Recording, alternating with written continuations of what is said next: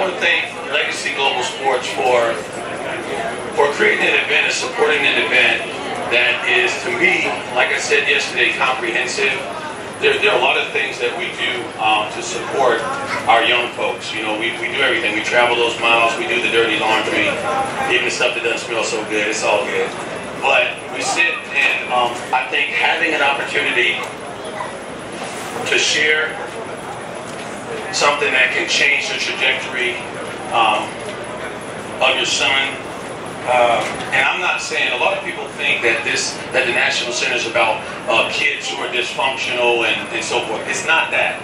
Honestly, the system is kind of dysfunctional in some ways. Boys are the same as they've been, but they don't tend to go outside and play as much as they used to. Spend a lot more time with the digital interface with video games. There's a reason why all this stuff happens, so I'm going to share this. But I'm going to get started because this is one of my primary principles. There's a book I read recently called Originals by Adam Grant. And they talk about how nonconformists change the world. And one of the concepts they had in there, what I thought was extremely fascinating, I'm going to start with, I know you're familiar with this. Anybody ever heard of deja vu? Raise your hand if you heard of deja vu. I just want to make sure you pay attention, because when I taught, I was a math teacher forever, and I always had to get the hands raised. I need a little visual confirmation. Also, with boys, getting them to move. Every time you can get them to move, it's always helpful, right? So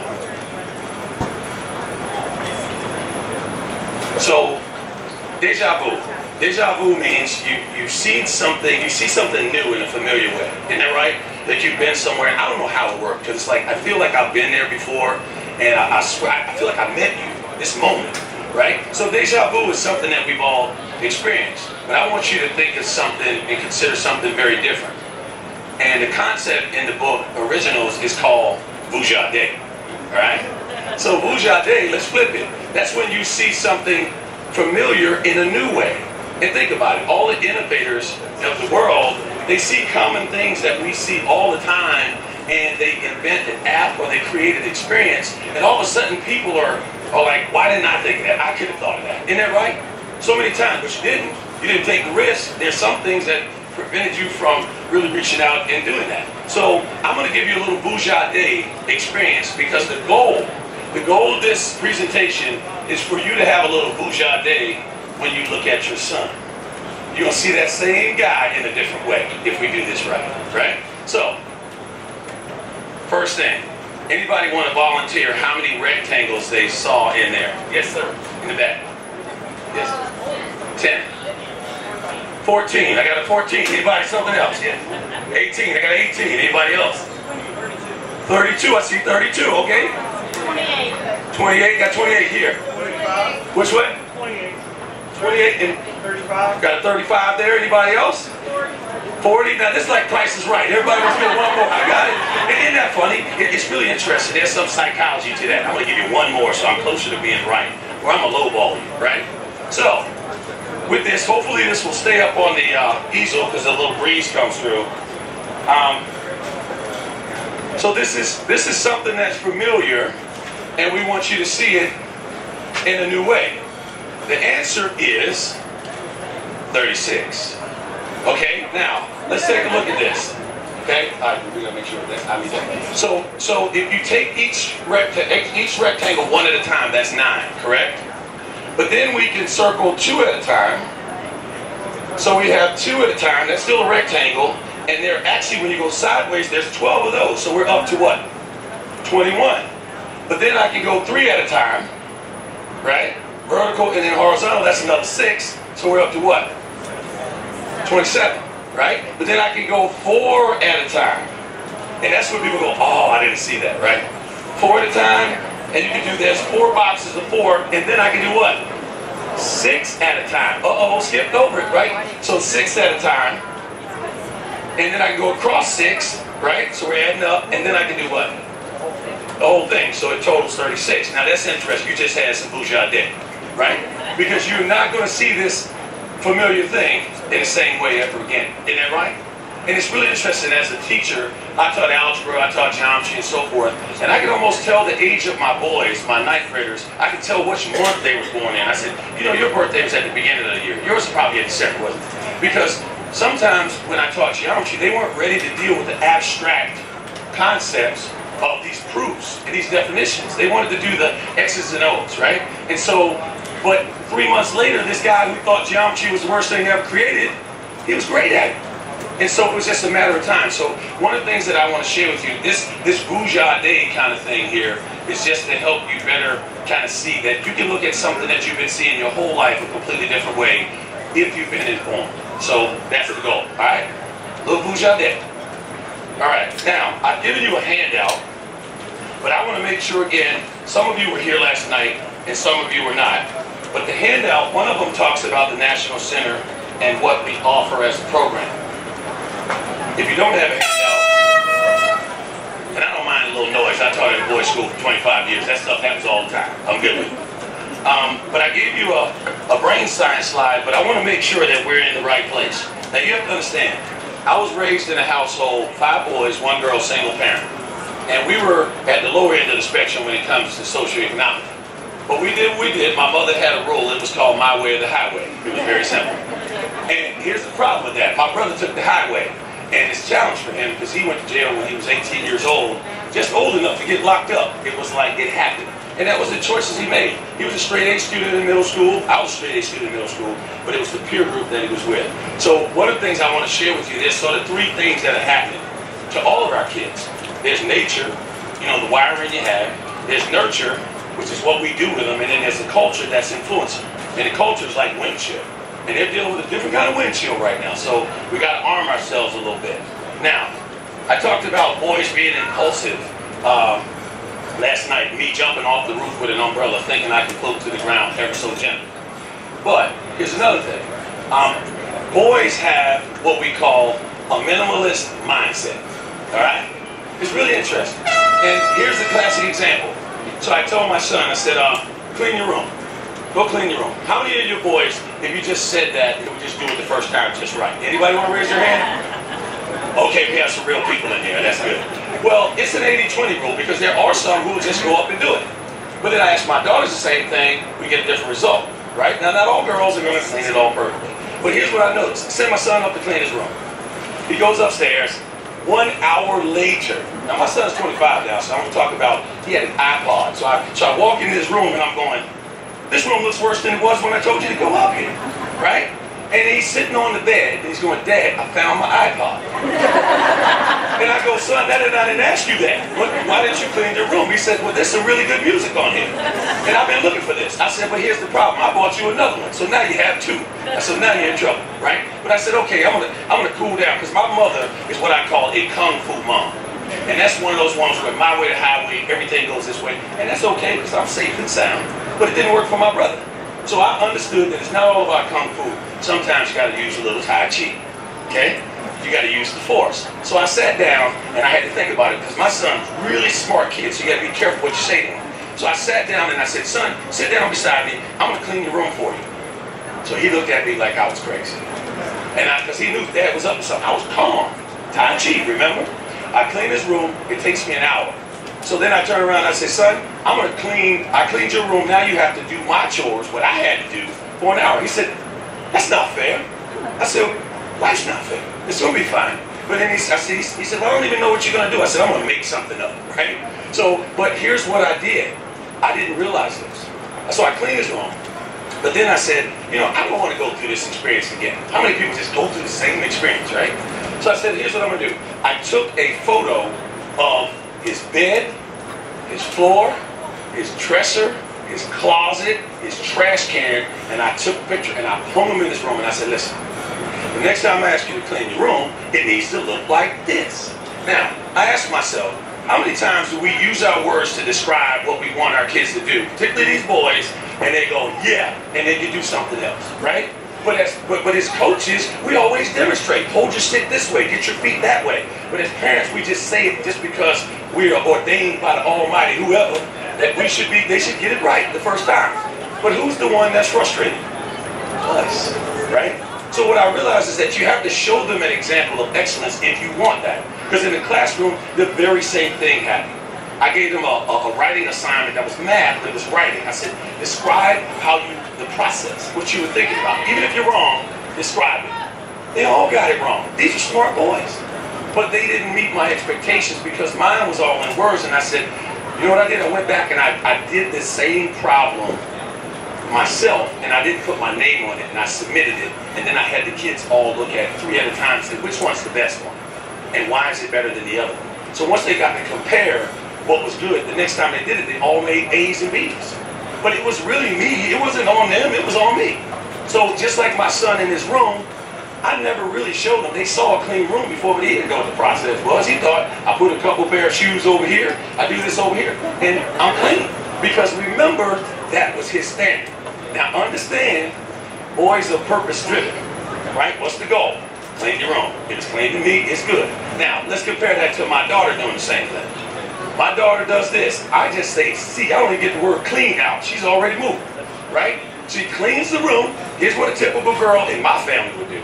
Clean the room, go up, take out the trash, go pick a flower, put it in the thing here, and put some Febreze in there for good measure, right? So she's not even thinking about her standard. Who's she thinking about? She wants to please dad or mom. The same thing's true with homework, okay? You ask kids when they do their homework, are they trying to do it for you, or are they trying to do it for them? Somebody in my hotel last night, it was so funny. It was the people in the waiting staff, and they would say, oh, these boys are so nasty. They're just so smelly. And you ask, you say, getting a boy to take a shower, what is that about? It's almost like you need a swimming pool just to get some water on, right? So you ask yourself, when do they finally decide to take a shower on their own without you telling them? Anybody remember when they finally said, it's okay, I need to take a shower? There you go. You know what? Because it's a purpose there now, right? Now, a girl's going to take it because she don't want you to feel like she's not clean. But a boy doesn't care about how you feel. It's how he feels. I feel all right. I'm good for another 4 hours or 2 days, whatever that is. Am I right? So, we always say boys need a crew and cause. They need that purpose. And so when I was teaching boys, I had to make sure that things were meaningful and thoughtful. Because there's a lot of busy work and a lot of grind that's out there. And granted, you have to be able to do that too. But understand, the one that's going to be most frustrated is you. Now, I'll give you another clean the room tip that happened recently. Family in Atlanta, the boy was brilliant, great kid. Mom says, I love my son, but it's just trying to get him to get this room clean is driving me nuts. I said, is it driving him crazy? She said, no, it's just me. I said, well, let me ask you a question. What do boys like to do? They like to compete, right? So I said, you ever use a clock? She said, not really. I said, what do you mean? I said, well, ask your son, how long do you think it's going to take you to clean your room? Ask him, have you ever asked him that? A lot of people never done it. You just assign the time. Am I right? I'm not making this up. So my son might say 7 days. I'm like, no, that's too long. And I never use zeros and fives because they know I'm serious when I say you have 37 minutes, right? So my son says, or her son, I said, ask him, and then this is what I need you to do. I said, once you ask him, don't do what my mother used to do and what I used to do until I learned my Tai Chi. I said, listen, if it's 30 minutes, give him 29 first. Put a visual clock in his room so he can see how much time he has. But don't do this. Clean your room, and then after 2 minutes or 30 seconds, we walk past the room, we look through the door and go, you hadn't moved yet, have you? You know that move? You're not moving yet? You're not moving yet? Now, when you do that, who is the one that's frustrated? You. What do boys like to do? They like to run the 2-minute trip, right? They're going to wait, you give them 29 minutes, they're going to wait till they have about 2 left, and they're going to sprint. I don't care. As long as the product get to the finish line. I'm not worried about if I give him time, I'm going to trust him. Do that. It's really funny because I texted his mom, I said, try this, see what happens. And now I'm not sure, it doesn't work for every kid. She texted me back, you're a genius. I was like, what do you mean? She said, I feel great. I'm not frustrated. The room was clean. I can't believe it. And I said, well, what'd you do differently? She said, I didn't go check on him. And I gave him a timer because he knew how much time. He's like, 3, 2, 1, I'm finished. Gave him a goal. But that was just tying into sort of what they need. They love to be able to compete. They like to prove certain things. They're purpose-driven. But as parents, we're so frustrated that sometimes we distance ourselves from our kids because they don't operate the way we do. I often say that we've been heavily influenced by 2 things: the remote control and the microwave. And so I say parents, as parents, we have what we call a microwave mindset. 30 seconds or less, right? 1 minute. And then boys, understand this, have what we call a crock pot mindset. It's going to take a little bit longer. You just got to understand that. So you'll be a little less frustrated when you understand that piece. Then I look at the situation like this. Boys tend to have what they call, they have this no drama lifestyle, right? I don't want to deal with these adverse situations. I don't want to have to put emotion in the picture. So here's two things that happened to me. I'm just sharing this to let you know that it's real, and then we're going to get to the science of this thing a little bit. So we go to see the movie Fences. You know, came out, Denzel, that's my guy. I got to go see it. I'm a fanatic about movies where I sit, because I took a film class in college, and it's like sit dead center, twice the screen height, and you get the optimal experience. So you know that, Jason, you know, friend right here. He knows I'm serious about my seats. So we get in there, and it's packed. The only seats that are available are the ones in the front. Y'all know the ones that they shouldn't even sell, right? But you're looking up at the screen like you're in a rocket ship. Doesn't work for me. So I walk in the movies, and now I'm saying, we're leaving. I paid for 6 tickets. I think they were $10 a piece, whatever. And I'm on my way out because I'm trying to find the manager. My son says, now here's my son, 25 years old. He said, Dad, what are you doing? I said, I'm going to find the manager. I need to get a refund, get something. He said, oh man, just leave, just go. I said, what? I said, that's my money, that's $60. He would, if it was up to him, it's gone. That's just the price of convenience. I don't want to deal with anybody being upset with me potentially because I need my refund. Y'all know what I'm talking about, parents. They get right. But the other thing he did is, you know, one time we went to a restaurant, we ordered steak, he ordered steak, he's all-American. So I was like, all right, let's go have dinner. He orders the most expensive thing on the menu just because they bring chicken out. And I go to talk to the waiter, excuse me. He said, no, Dad, I'll eat the chicken. I said, wait a minute, man, I paid for the steak. But understand, don't they do that? And then the one that really got me is when I got a text message. I'm in the front seat, and he's texting me from the back seat. Now, I'm not driving, but I get a text message. But then they think they're being emotional by adding emojis on it. No, sir. So, but understand, right? So they disengage because this emotional thing, using their words, is not, especially, it doesn't mean it can't be. That's why in some instances you have to be deliberate and intentional about using words, all right? So let's talk a little bit. I'm going to show you two things because we're going to talk about brain science, but I have two exhibits. I need one person to help me out. Can y'all help me out right here, you two? I know these two. I didn't plant them in the audience, by the way.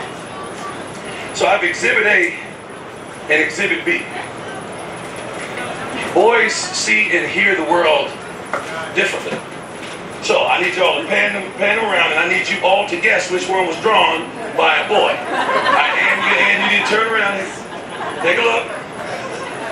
Which one was drawn by a boy? Okay, y'all remember that one? Now, not to say that all the girls do it the same way, right? But ask yourself, what was the task was draw your family, okay? It was draw your family, but they got two different results. Now, this is just like clean the room, okay? So the task was draw your family. Now, what did the girl do? And what do you see in that picture that's different? Color. You see some color, right? Now the table had the box of 24 crayons. The guy used just black and white. And here's what I'm gonna tell you what happened over here with the young lady. So she said family. Family means happy. Family means my dog. Family means emotion. Family means my dad has hair, even though he doesn't have it anymore. It's what it used to be like. I have accessories. You notice the purse is there. They're barefoot so they can feel the grass. You got the birds, the bees. The only thing missing in this picture is the rainbow. You remember the rainbow? Because you know why they did that? Because they wanted to use all the colors, right? Because somebody's gonna be happy with me. So this is what you get. So now they're connecting the dots when you just said the word family. Now, Exhibit B. This young man said, I did a good job, thank y'all. He said, you said family. Now, first of all, he drew 4 people. There's really 5 in his family, but his brother wasn't treating him right that morning, so he got excluded from the family, okay? And then he was looking at the purpose of this is to draw my family. You didn't say color. You just said family, right? And this might be one of your son's drawing, because I got this off the internet. It wasn't boy, okay? But what he did is that there's plenty of fingers on there because you got to be doing something. He said help or hello or something because there's an action associated with it, right? But he didn't put color. Now, but the problem is, or the challenge is, if you were to grade these, now granted, when they're really little, they get a little check or star or C or something. So everything's kind of the same. Well, let's just imagine this was a paper that was written and you explained it the same way. You're going to get two different results. And you're saying, well, which one of these two kids didn't get it or is dysfunctional? Now, I want to turn it back on the teacher. What could a teacher have said to get more similar results? Anything? Use four colors maybe. There could have been a discussion. Oftentimes when you ask boys to write, they don't write very much. But if you ask them to draw before they write, they tend to write more because they use the spatial mechanical before they, you get the blood flow in the brain because of spatial mechanical. Crucial, right? But at the end of the day, it's not a dysfunctional child. I mean, heck, he did the right thing. He drew his family. Now, you didn't say draw everybody you're happy with, so he cut his brother out. That's okay. And then I can tell you, somewhere in this picture, I see a little blade in there. I see a little knife or something there. He got something, and he would have probably gotten suspended today if he drew that. Y'all know what I'm talking about. So at the end of the day, they're protectors. I tell people all the time, I said, listen, you couldn't find a picture of me from age 3 to 6 without 2 cap guns and my hat and my cowboy boots. You couldn't. That's what we watched on television, and if you come in my house to visit, you're going to get pow-pow right in the beginning, right? I don't even own a gun. I'm not somebody that uses a gun. I don't. Now, don't come to my house because I might have one by the time you get there. I'm just joking. But at the end of the day, that didn't influence me to be violent. There's other things that influence violence, and I'm not saying anything about guns in general, but what I'm saying is that sometimes these boys, the word pow means something to them right now. Because that's verb, that's action. I say nouns versus verbs. They love the verbs. How many times have you seen boys draw cars with no driver? Isn't that right? Okay? But there's a reason behind all of this. Now, I'm going to get down to the little sheet you have. There's sort of two things I want to share. If you turn to the side that has sort of the bars on it, and you look at some of the statistics, this is kind of alarming. This is why we have the National Center for the Development of Boys. And we're working with the latest researchers and so forth on this. My computer is looking for me right now, making sure it's me. When I have a hat on, I trick it a little bit. I have to look into the camera. This technology is kind of scary, folks. But at the end of the day, look at the trends here. Which of the trends on there is probably the most alarming to you? Anybody? What's that? Medication. 1 out of 3 in affluent households on medication. And the boys outnumber the girls. And you can medicate anybody into sitting still.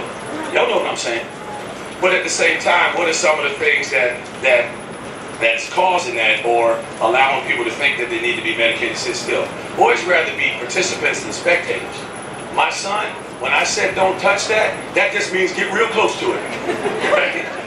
It's interesting. I've never understood that. I was like, are you just a bad kid? No, they learn in 3 dimensions. They want to touch that. They want to experience it. They don't want to be a spectator. And again, part of this is the male brain has up to 6.5 times more gray matter activity, utilization of it. It's not like the brains look different, really. It's how they're utilized. And that gray matter is the spatial mechanical side. So on the opposite side of the sheet that I gave you that has the brain diagram or the discipline is that you have more gray matter activity, which means they specialize in spatial mechanical. Objects moving through space. Wow. Just like that. Okay? But then on the other side, when you have the female brain, it's up to 10 times more white matter activity. And that's connecting the dots. That's why when you saw the drawing, I'm in the wind tunnel here. That's why when you saw the drawing, you saw family, and they connected the dot to extended family. The dog made the picture. And my wife always does that. The dog always makes the picture somehow, right? This is why, honestly, one of my best friends, they had a baby, right? His wife had a baby. They had a child. I'm on the phone with him for about an hour, just talking to him. When I get off the phone, my wife asked me 12 questions that I've never asked. And I thought I failed. She said, well, how big was the baby? How much hair did he have? All this other stuff. And I'm sitting there going, wait a minute. I didn't achieve. And I thought that was, I said, you know what you need to do? You need to get on the phone and have this conversation because obviously I got the information that was pertinent about health and happiness. I didn't get details, right? I didn't get eye color and stuff like that. But at any rate, it's just the way I process information the way she did. That's not good or bad. It's just different, right? But here's the one. So on one side, you have this spatial mechanical person that wants to touch things to learn. He wants objects moving through space, throwing a little bit of everything and trying to catch everything else. And on the other side, you have a person that wants to be more verbal in terms of expressing. Well, what do schools do? If a kid gets in trouble, what is the first thing they do? Sit you down and say what? Explain to me what happened. Well, if you have a person that's not as much in terms of their strength as verbal, it's going to get interesting. Now, if you walk and talk with that boy, you have a better chance of getting something. I will tell you right now, if your son's hard to talk to, walk and talk with him. If your husband's hard to talk to, walk and talk with him. I promise you. If you face them, you'll get fewer words. I promise you that. Right? Doesn't mean that they can't face you, but it means they're more comfortable shoulder to shoulder than in this confrontation. Because somebody's got to be the boss of them, right? Now, here's the one that really gets me. If I handed out dolls to a bunch of 8-year-old kids, boys and girls, dolls, I don't care if they're male or female, what's going to happen to the doll? What do the young ladies do with the doll typically? What's that? Brush the hair? Give me something. Go take it back, folks. Anything else? Dress her up, get a new outfit, right? Find another girl, a doll to be a family with. Maybe put the house together, hook it all up. What does the boy do to the same doll? Oh, it's gone, right? If you wait enough hours, you're going to miss some parts on it. Am I right? How does this work? Is this arm real? Can I punch somebody? Give me another doll. Which doll is dominant here? Who can fight? Am I right? Isn't that right? And the clothes are gone because they're going to figure out what's under there. Not the same. It's just, how does this work? Right? But here's the interesting thing. If you give the kids a dump truck, forget the doll, give the kids a boy and a girl dump truck, what's going to happen? What's the girl going to do to the dump truck? What do you think? Probably find it. What's that? Put the doll in the back or try to fit her in the front? Or him? Push it up to a house, come with a family, they're going to have a role, a relationship, you know what I'm saying? What is the boy going to do to the same dump truck? He's going to get some dirt in it right away. He's going to crash it against something, bang it around. He might hook it under his foot and try to skate with it a little bit, right? So, but what it is, it's saying here's the relational side and here's the purpose side. So you have two chemicals in effect. You have serotonin and oxytocin. Those are two that play major factors in terms of how kids react to things. And oxytocin is the bonding chemical. It's why when young ladies get stressed, they have more oxytocin. They want to build relationships. It's hugs and communication. Boys, you have the testosterone piece, but they have lower oxytocin, so the bonding part is not as innate. And then serotonin controls mood swings and a little bit of impulsivity. So if you have low serotonin, you're all over the place. So I equate this to having a car with some bad brakes, right? And then here comes testosterone, which is like nitrous oxide. So now you have this car with bad brakes, and because you don't have lower levels of oxytocin, you don't care if you're on the sidewalk or on the street driving, and now you have nitrous oxide in the tank. Now who's going to ride with that person?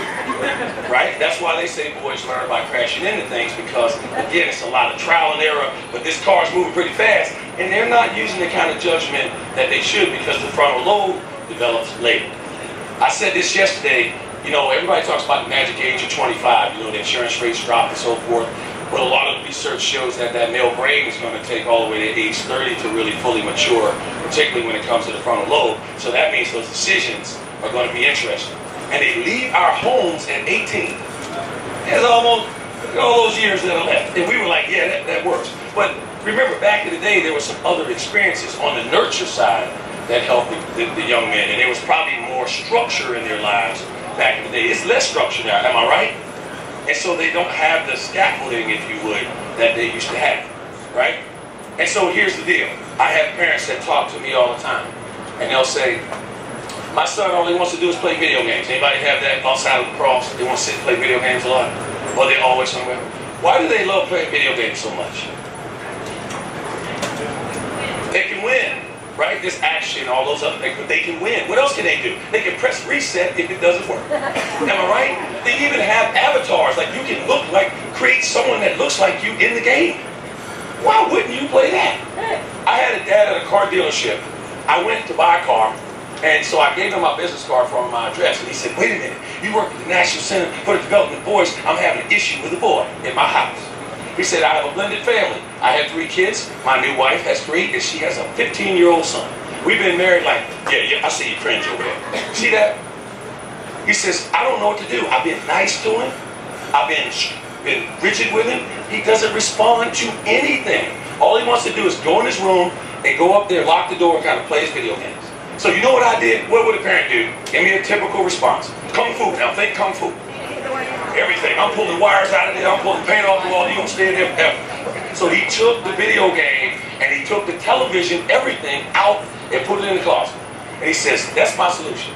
Now I just finished reading a book called Why Motivating People Doesn't Work and What Does. So I'm thinking I'm on that level now. He said, I need you to help me. And I said, I don't want to tell this man something that doesn't work because now he's going to chase me down later and I'm going to get a bad deal on this car. So I better be careful. So I told him, I said, why do you think he plays the game so much? I said, listen, you just married his mom. He was like her world the whole time, and now you come along and he didn't ask for you, right? He didn't approve of you. He just said you showed up, you loved her life, and he was before that. I said, the other thing is he's trying to figure out what his new role is in the household.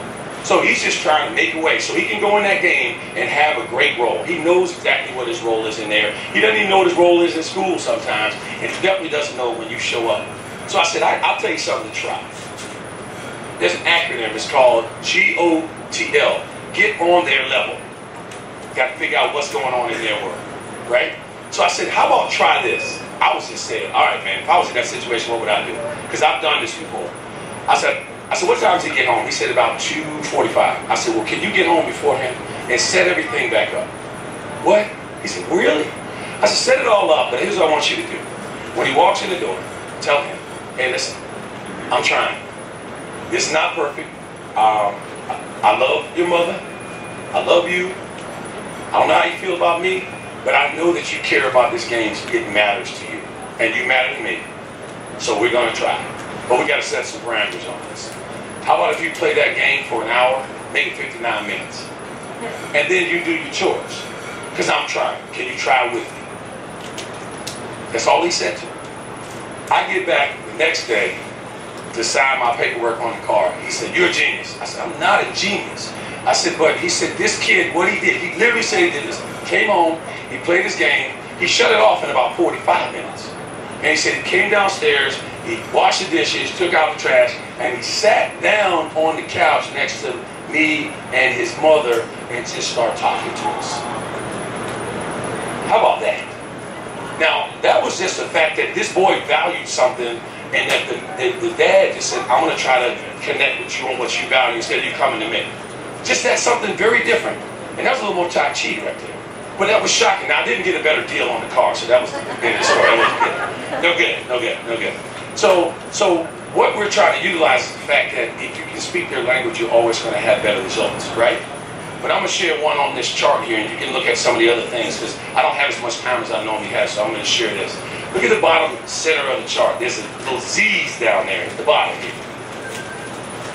At the bottom. The male brain versus the female brain. This is something that was shocking. I didn't know this, but I was seeing this. And some of you guys may be in that place right now. So, I hear comedians talk about it. They say, at rest, female brain, male brain. They use these CAT scans and PET scans to look at what brain activity, blood flow. Okay, so if you're really thinking about something, blood's flowing, and so the CAT scan, PET scan, they'll glow pink and red and orange. So you see those colors when there's a lot of blood flow. When you see very little blood flow, it's like blue and green and grayish kind of. So female brain, doing nothing, looking at a blank wall with scanning, doing nothing. At idle, red, orange, pink. Think about how many times when you're not doing something, but you're always thinking about the next thing. You're ruminating. You're thinking about dinner.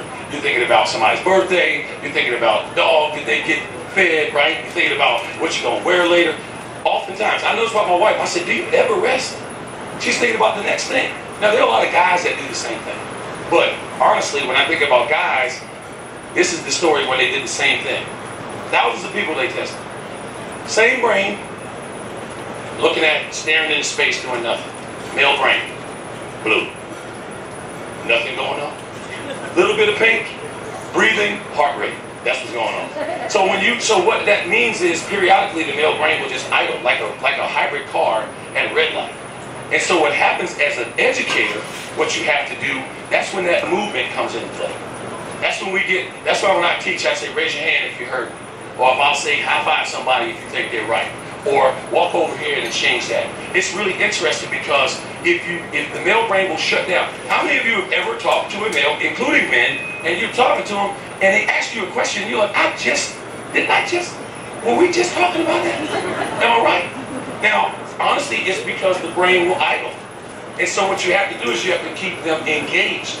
And that's what the challenge is for a lot of teachers, because they want to sit in the middle and they want to just lecture, and that does not work. So if they're not physically engaged, it gets really interesting. So that's why when I speak sometimes, I'm always watching. I'm watching the guys more than the ladies. You guys are locked in. But they also say that if the bum is numb, the brain is too. So if you've been sitting for a while, that brain will just click off right there. So it might be the ladies too, so I apologize.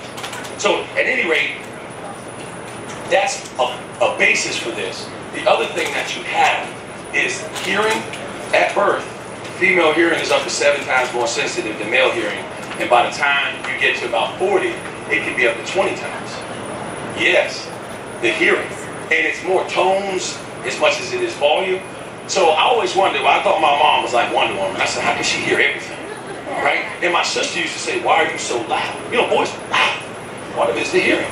And so in the classroom, oftentimes where you sit kids is important, because if you want them to hear you, and in some schools they even mic up the teachers now because they have these soft voices and they want to make sure that they engage all the students. The same thing is true is that girls tend to, if they hear the ambient sounds, all the extras, so you have to be careful sitting the girls by the door, because they're going to hear all that stuff going on in the hall. But that's all stuff, just being thoughtful. It's just being thoughtful, you know. So that really helps. And then when it comes to vision, boys attracted more to motion, blue-gray and silver, and girls color and texture on the front end. I mean, from birth. So when you have all this information, the question is, what do you do with it? So this is what you have from a nurture side, from a nature side. And when you talk about nurture, so what do you do about it? We say to this, oh, we all right back there? You're moving, no, that's good, all right?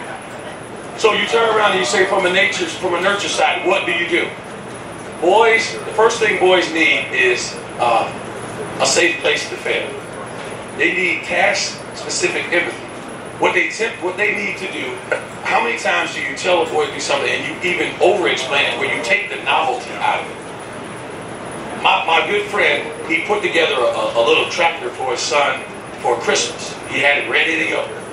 And the next Christmas, his next son wanted it. And so his wife said, instead of putting it together, why don't you let him help you? Because he comes down and says, can I help? And so here's what the kid does. What do they go for first? They go for the stickers. And he put the stickers all on the tractor in the wrong place. And the dad was an engineer, so it drove him crazy. And then he wanted to put the big wheels on the front and the little wheels on the back. And mom said, let him try. How many times do you prevent your kid from trying because it's going to be a reflection on you? You got to let them fail. You got to let them try it themselves. Don't over-explain it where it takes the novelty out of things. Isn't that right? We often do that. The other thing they need, we say boys need a crew and a cause. They need an opportunity to be mentored, but they also need mentors. Being a mentor is larger than you think. I had a little kid named Robert, 5 years old, shows up at my summer camp. They said, you have Robert, you're in trouble. I said, he's 5, he can't be that bad. He shows up, and so Robert shows up, and the mom says, they said, there he is. I'm 22 years old. I said, I'm not letting a 5-year-old beat me. Never. Okay? I'm from Riverhead. This is how we do it. So he rolls up, and I said, I got a strategy. Robert shows up with his mom, and I said, you're Robert. I've been looking for you. I'm Mr. Kemp. It's my first day. His mother's looking out that door and said, what did you say about my son? Anybody talk about my son? I said, Robert, I need some help. I said, I got 2 rules for camp. I want you guys to have fun, and I want you to be safe. I said, I'm new here. I don't know where everything is. Can you lead the line and make sure that we get to the right place? And I'm going to be on the back to make sure we don't lose anybody. Can you do that for me? He said, yes, sir. Didn't hear words in 6 weeks out of this kid. I got a holiday card every year of this guy until he was about 25. Robert, little bad Robert that everybody said was bad. Because I gave an opportunity to do something to leave an expectation. In my math class, boys took horrible notes. The worst I've ever seen in my history of notes. You know how I got them to take notes? I assigned each day one of my guys as a class note taker. You're the official note taker. It's going in the book, right? And if somebody lost their notes, and if somebody was absent, they're going to depend on you to get it right. And I'm going to review your notes. If you didn't do it correctly, we're going to edit and you're going to rewrite it. Let me tell you something. These boys start showing up with markers, different colors, because I would use colors and draw pictures. They literally were competing, and then when their parents would show up on Parents' Day, I would give them a sample of their kids' notes, and they couldn't believe I got their son to take notes. What's the moral of the story? When he's responsible for something larger than himself, he'll rise. You don't want a kid to be late to practice, make everybody else run. Right? You make him run, he run laps. You can't break me. But he don't want to let his peers down. So putting him in, I've had parents who had their kids in sports, and they said, if his grades drop, I'm going to pull him off the team. And I said, okay, that's one way to do it. But let me tell you what that team means to him. That's an opportunity you just missed. Especially with so many boys that don't have a father figure at home, that's an opportunity for another male being in their lives who they care about, who influences them. So I said, there's got to be another way. Why don't you use that? Let's go with a Tai Chi approach instead of Kung Fu all the time. Am I right? So having something that's larger than themselves, that crew with a cause, absolutely essential. So don't rob them of that just because you're ready to go with Kung Fu, right? Don't over-explain things all the time. Give them an opportunity to fail in a safe way. The other thing I tell people is this. Are any of your boys involved in music? Now, you know, anybody? Raise your hand if you got a son in music. All right, what about art? Anybody's son does a lot of art? Okay, isn't that interesting? Because they're out here playing the game, but I can tell you right now that in my life, the thing that makes the biggest difference is that creative thing. Surrounding yourself by creatives, people who think differently, right? And a lot of guys don't do it because it's not as cool as shooting the ball 90 miles per hour. But the thing about it, it helps them see the world a different way. I will tell you, I was a math major, but an art minor. And art in my life has made a bigger difference than anything else because it allows me to see things differently. It makes me say, I can't accept just what I see all the time. Let me look at it from a different angle. And I think it's critical for the brain development of these guys to be able to see things from multiple perspectives. And art and music forces them to deal with time, to deal with performance, to deal with each other, and interpretation. Send the message, somebody's going to receive it sooner or later. And these young men need to know how to do that better. Now, I don't even know how much time I have because I'm terrible with that, okay? If you have to go to something else, that's cool, but I want to take some questions because there's so much I want to share with you. And I appreciate the folks who followed us on Twitter and Facebook, because my folks back in Chattanooga said, what'd you do last night? Because all these people start following Center for Boys, the word center, the number 4, and then boys. And then we have a website called understandingboys.org. I have business cards up here and so forth. But any questions about a situation that you might have, that you might want some perspective on, because this is really about you and less about me. Anything? Yes.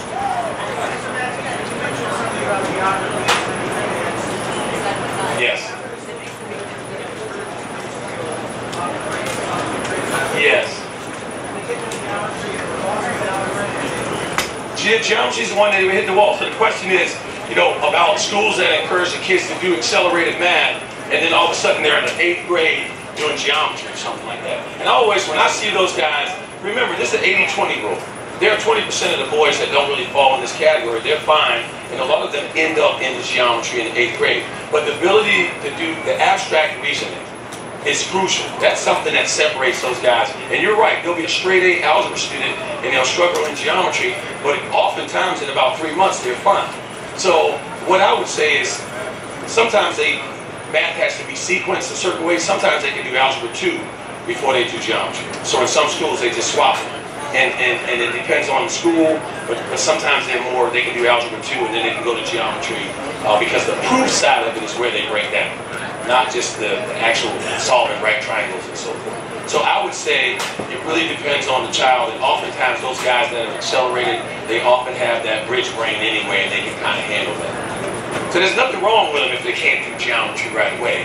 It's just a matter of time. But I will tell you the thing that is changed the most, and I see a lot of men in the room, and I'm really happy because oftentimes when I speak, I have more moms than dads, like 90% women. And I'm like, where are the dads? And they're always like, I wish my husband would have come, but one of us had to do this, right? But let me share this with the dads in the room. because this is crucial.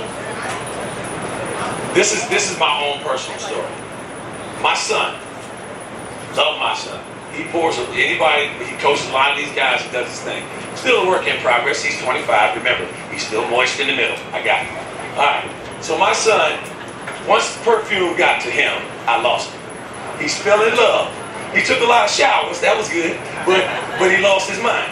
And fortunately, he had already committed to college before he fell in love. Because my son didn't have a girlfriend until he was a senior in high school. Because he said, Dad, I'm busy. I play 3 sports. I don't have any money. And what good am I to any girl right now? I said, good point. You're all right. Stay there. So he fell in love the fall of his senior year. And prom comes along. That's always kind of weird. So here's the prom. My wife wakes me up the night after the prom. Because my son was a boarding student at my school, even though we lived on campus.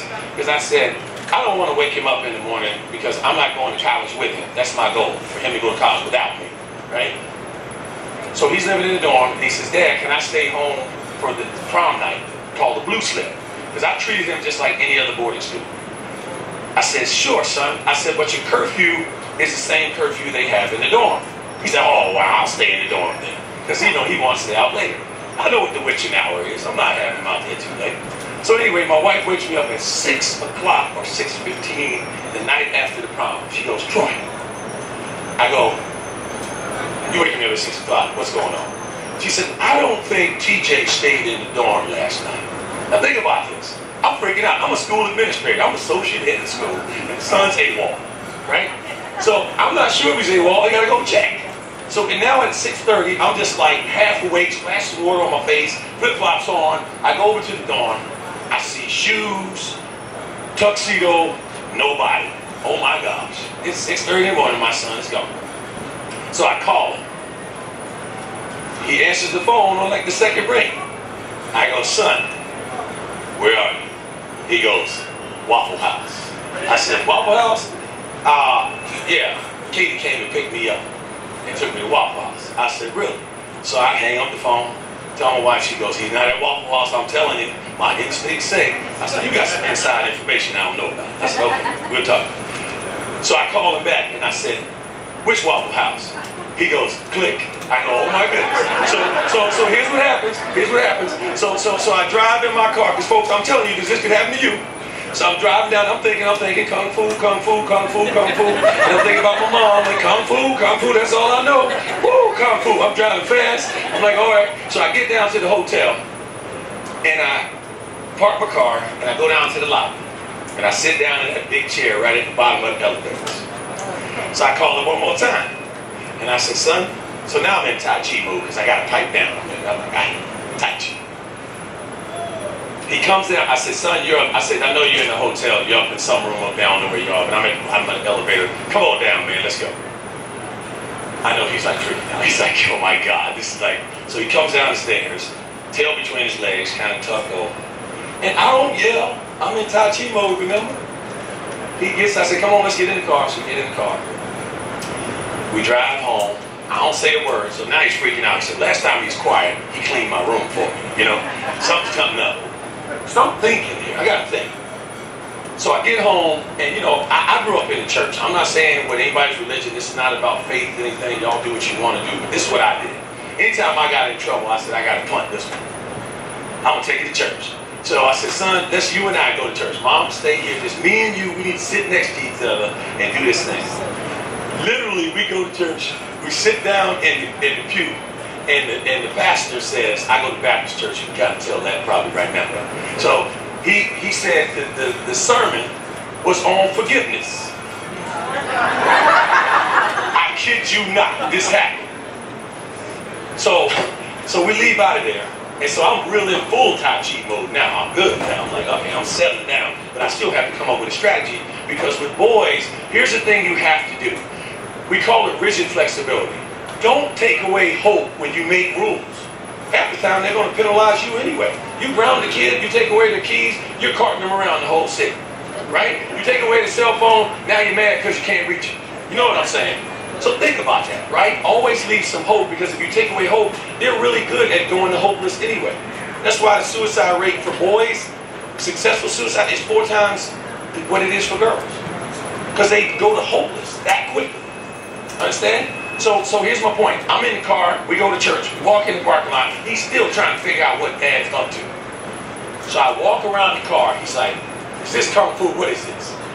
I give him a hug, and I tell him, I forgive him. Now this is hard for a guy that grew up in a kung fu household.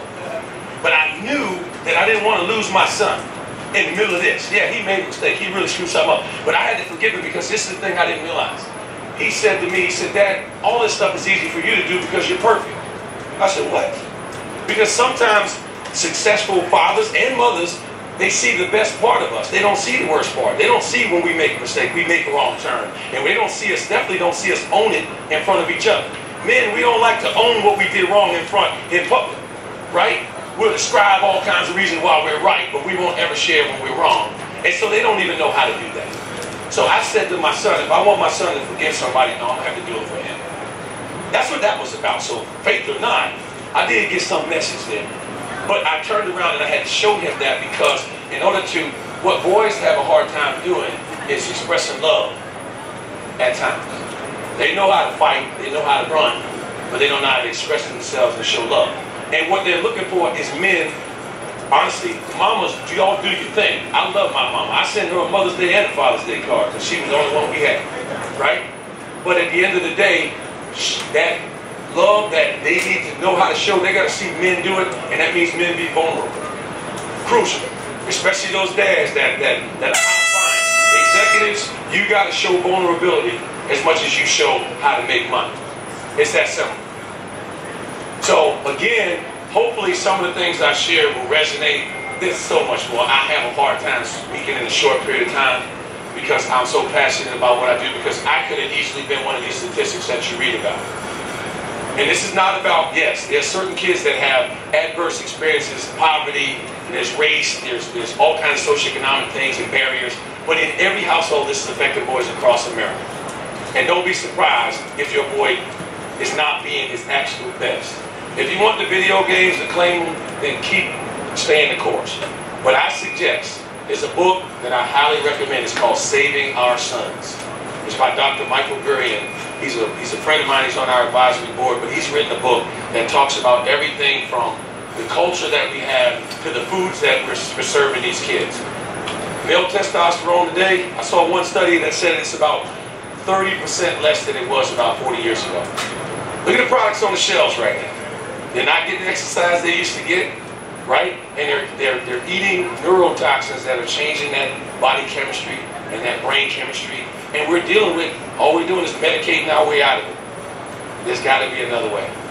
So hopefully, if you heard something today that you can remember, boys need that crew and cause, tweet it, share it with the people in your community, because one of the things that we do is we'll show up wherever you live and help train faculty at schools. We'll help talk to parents in your community. Sports organizations are great because parents show up. This is what we do, and we will not get tired. I tell folks, you can't retire from the hope business. You never can. So thank you.